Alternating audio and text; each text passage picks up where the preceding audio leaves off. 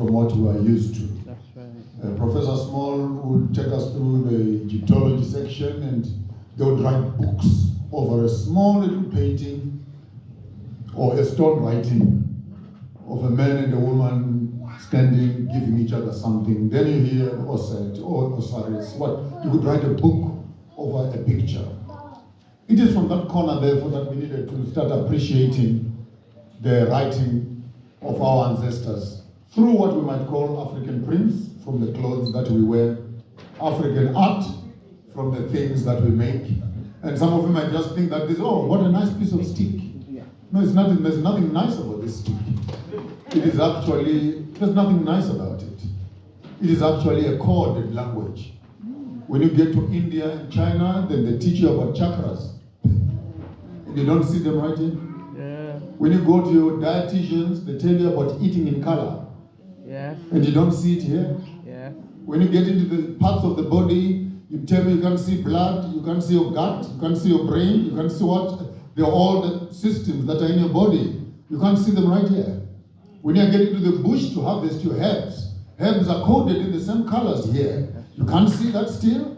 And to us, it is a piece of art like this, but within the piece of art, then the critical information that we need to transmit from one generation to the next, it is actually preserved there.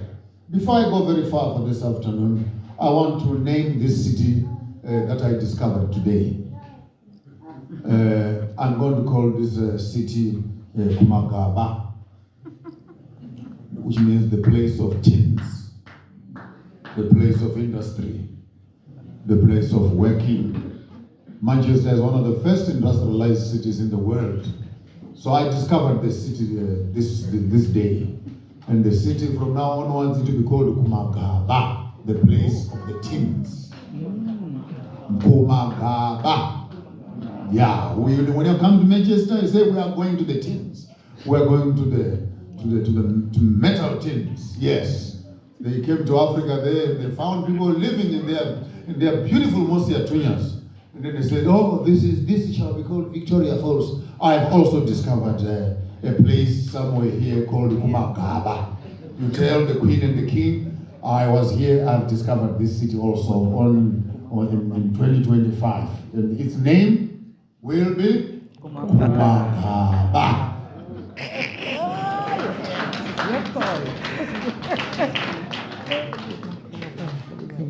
And I would like to share something which is very simple with you. I want to take you through this small little piece of furniture that I have in my hand. You don't mind if I stand while talking to you? No. This is a horn, two horns in fact, that have been joined together to make this piece of furniture, which I hang around my neck, not only as a piece of fashion, but with deep spiritual meaning. Since you are far from home, I will make you miss home. I will make you miss home.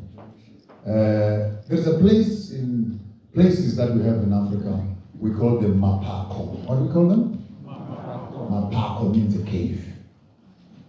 Bako in Shona means a cave. I'm going to teach you the sacredness of caves. Some of you might have seen a few months ago when I came all over the internet that I had lost my mind because I was living in the caves. Actually, I was there while I was preparing to come here. I went there for another 2, 3, 4, 5 days and was preparing to come and meet you. So let me share with you what I heard when I was there. Messages from the caves here. So Bako, which is a cave, they were being used in the past, number one, as mining sites. Are we starting? As mining sites. Because you already have these openings that are deep into the belly of the earth. You could quickly go and look there and find out what kind of minerals are sometimes half a kilometer, some of them 2-3 kilometers into the ground.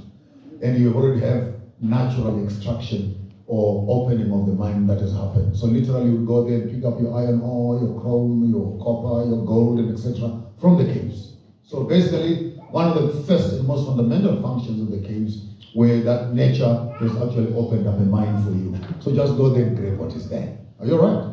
Number one. Number two, then caves were also now used at another stage, of course, as a burial site for kings and queens. When kings and queens die, we don't put them in the graves. We hide them. That's what we call them in Shona. Tinoviga, in Zulu, in Nguni, Sebafisha, we hide them. By the time you're gathered for the funeral here, they buried the guy yesterday or the other day. Because you're not supposed to know where he is. So don't hide them in these caves. Yes, we still have our kings there, but follow very carefully. As we hide these kings in these caves, we don't just hide them by themselves. We take then the drums, we take the calabashes, we take the rods, we take the cups, we take their clothes, we take anything, technology that he used, and we hide it there. You see, you need to understand that to appreciate the pyramids of Giza. You need to understand that. It's a tradition which was being practiced in some of our places, which is still being practiced. Why are you hiding the king or hiding the king with all these things? In some certain cases, we even hide them with their gold. Tons of gold. That's why some of these white guys are coming to Africa.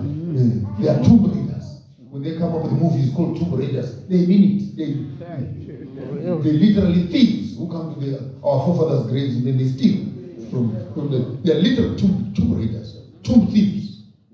So we hide our king with all these things. For one or two reasons. Number one, when another generation comes here, another 200-300 years later, and they want to learn the technologies of the past, then the grave of the king becomes a living museum, which is the technologies, the sciences, the clothes, the walking sticks, and everything else that the king could have used during his time.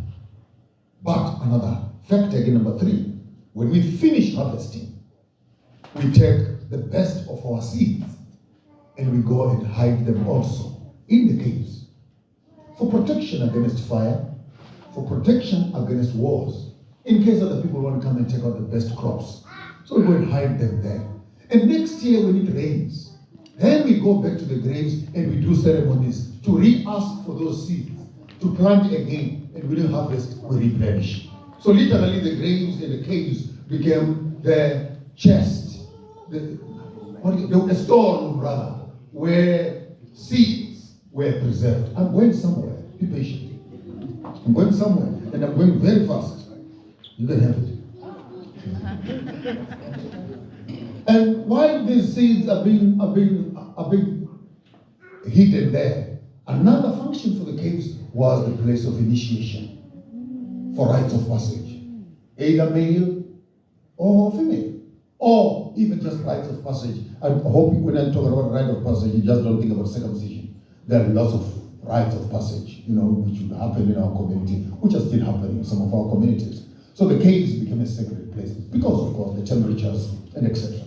Number 5, caves were also used in some certain cases as sacred pools for water, for particular ceremonies. There's some certain caves that actually have rivers that flow there. And we're not doing certain ceremonies, certain particular ceremonies, certain types of waters are found there. And these are waters even for healing because of the amount of mineral content that these caves will have and the depth at which they are. When our African women are pregnant, they eat soil. They eat soil. So there's nothing wrong with you picking up when you go to the beach and pick up some nice stones, come and clean them up, and include them in your cooking and in your drinking water to get some tracing elements. Or when the Chinese do it, they have technology.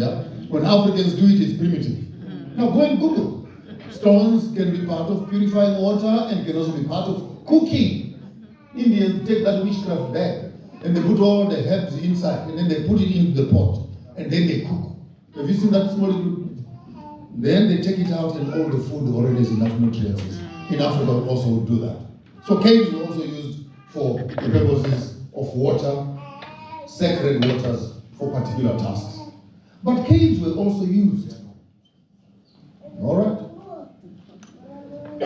I have my kings and queens coming here, it's fine. I'll be patient. And I was wondering, what are you doing behind that? You survive, bro? I think you survive. Caves were also used as, all right?